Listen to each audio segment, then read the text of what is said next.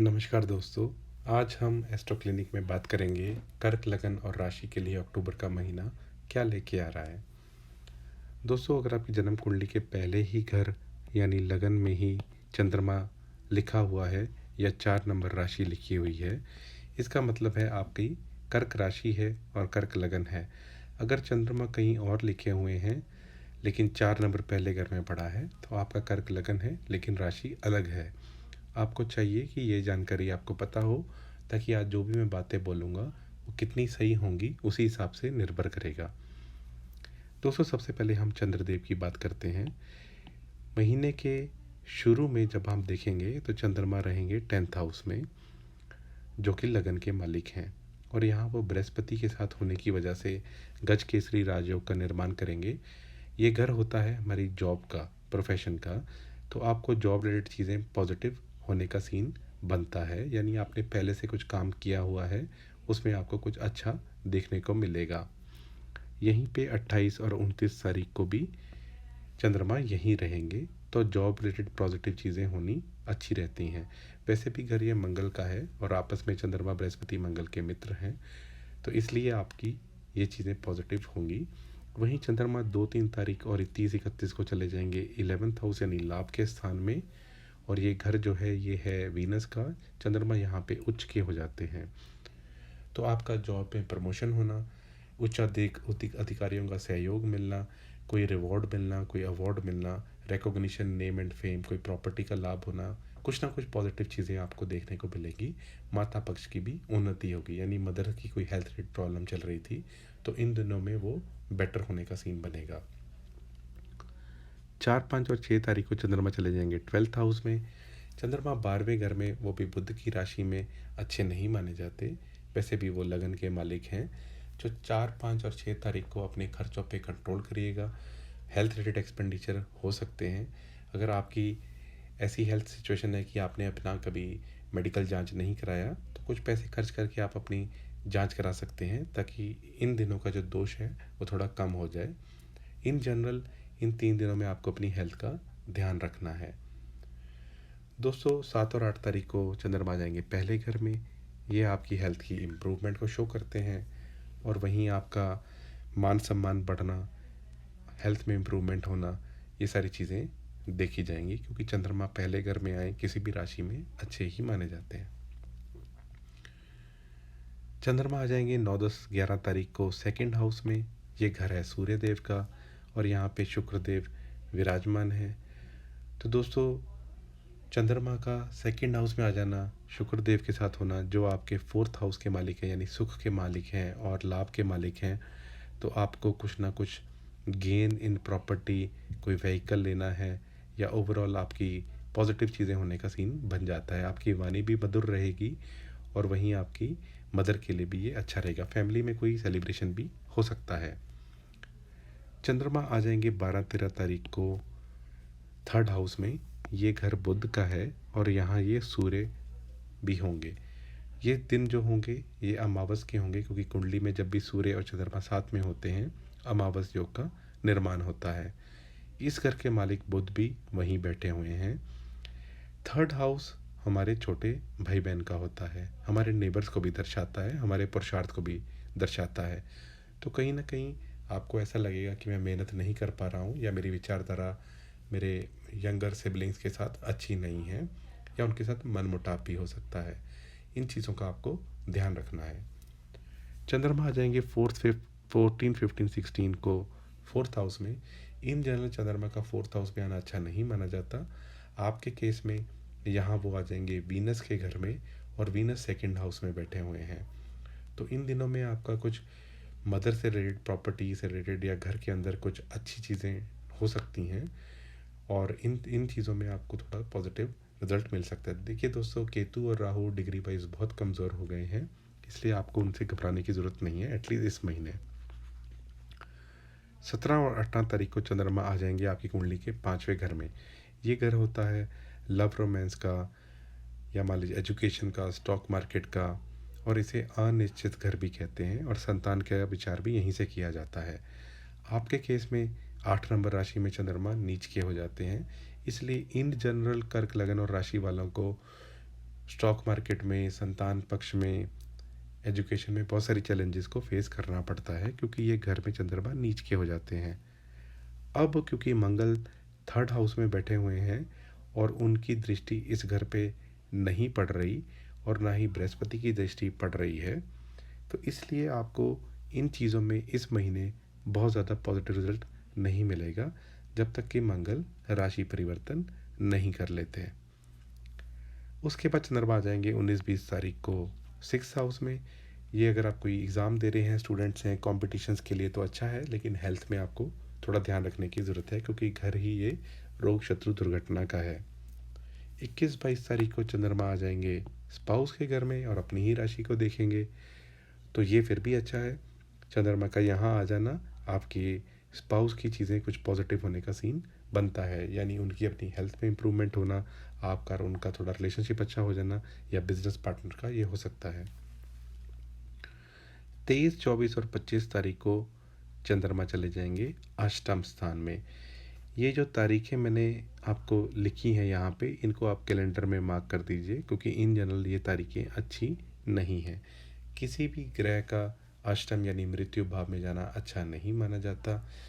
चंद्रमा के केस में यहाँ वो शनि के साथ होंगे और वो विश्व योग का भी निर्माण करेंगे।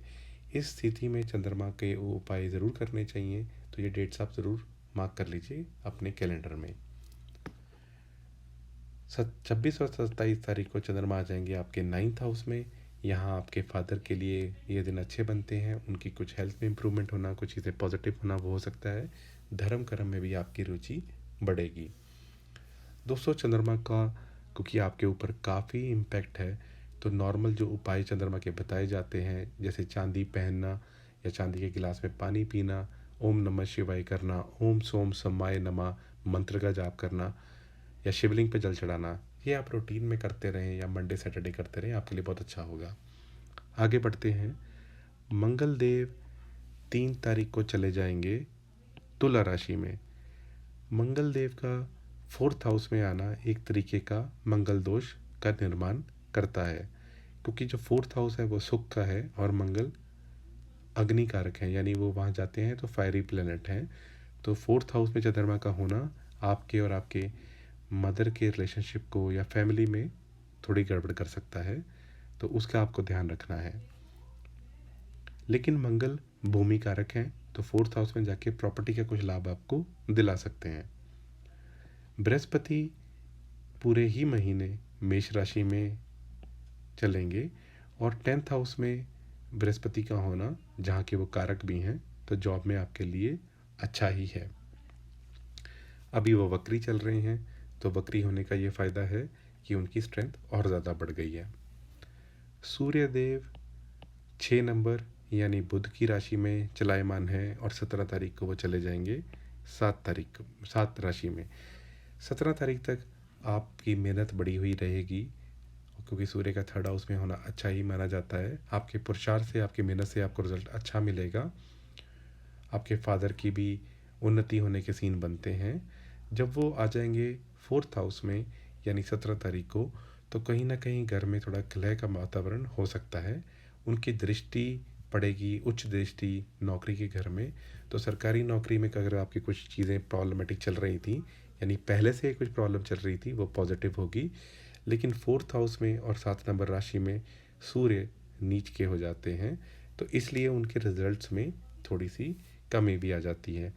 अगर आपकी सूर्य की महादशा, अंतर्दशा, प्रत्यांतर दशा चल रही है और वहीं कहीं बृहस्पति की या वीनस की प्रत्यांतर अंतर्दशा महादशा चल रही है, तो फादर की थोड़ा हेल्थ का भी ध्यान रखें। दोस्तों, आगे चलते हैं, बुधदेव की बात करते हैं। बुधदेव चलायमान है 18 तारीख तक 6 नंबर राशि में, जहां वो उनका खुद का ही घर है और वो यहाँ पे वो सूर्य के साथ बैठ के बुध-आदित्य राजयोग का निर्माण कर रहे हैं।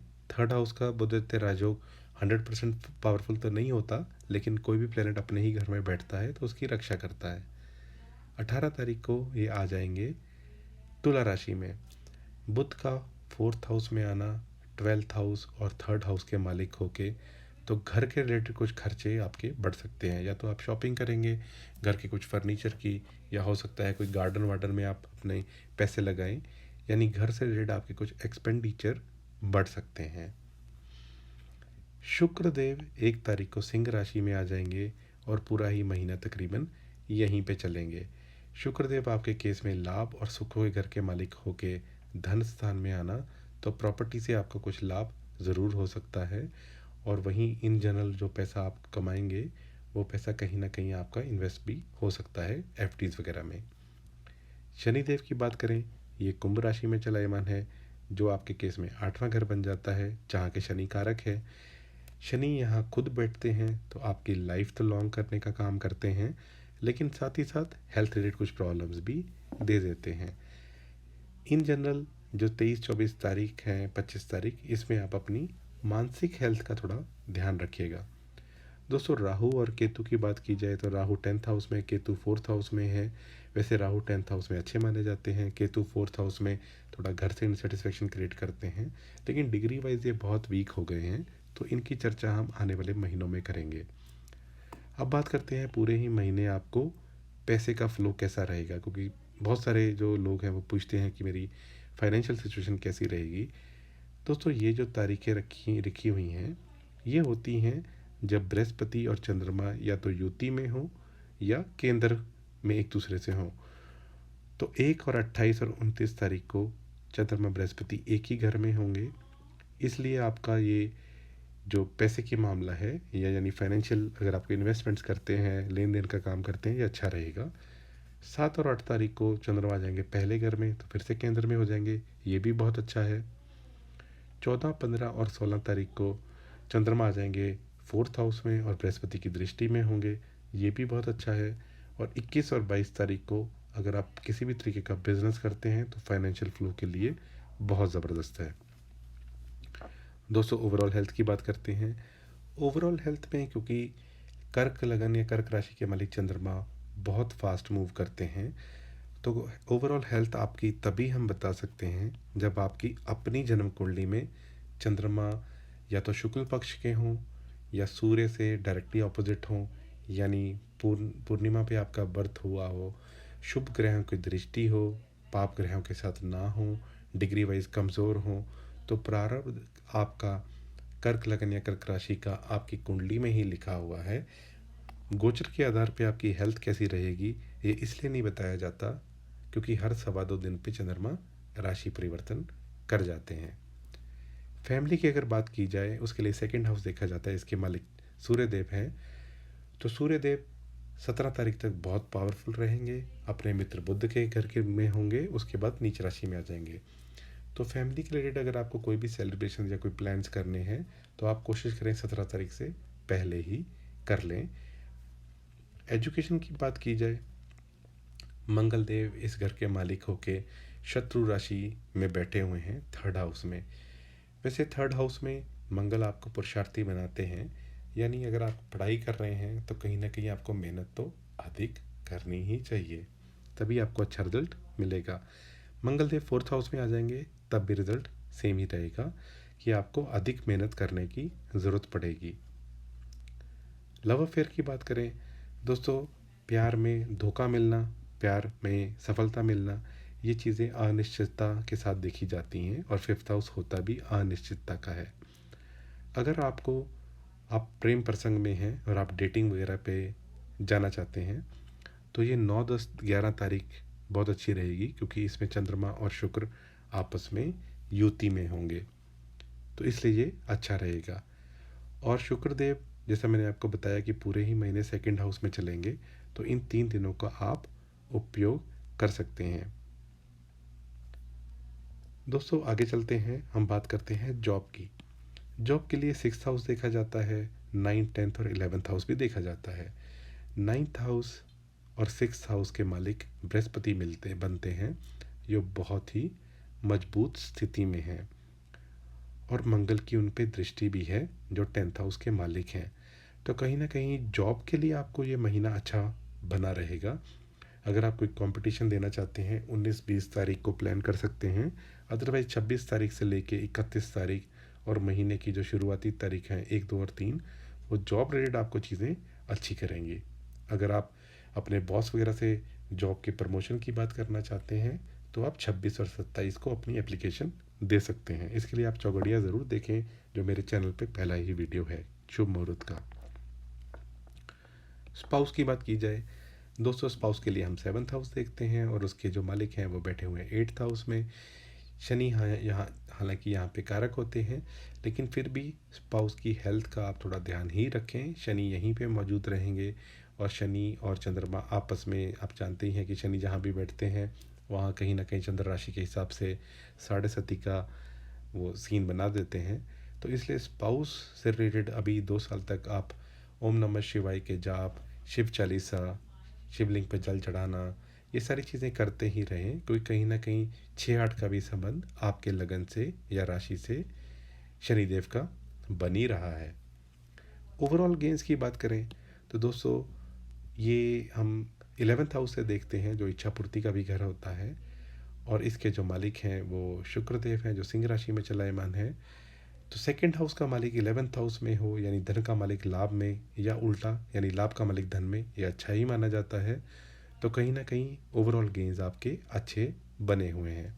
अगर हम फाइनेंसिस की बात करें तो इसके लिए भी दोस्तों मैं आपको यही सजेस्ट करूँगा कि आपके अगर कुछ भी पैसे खर्च होने हैं या कुछ भी ऐसी चीज़ें जो आपने प्लान नहीं कर रखी, तो आप अपनी हेल्थ रिलेटेड जांच 4-5-6 तारीख को करवा लें, ताकि आपके अननेसेसरी एक्सपेंसेस होने से आप बच सकें।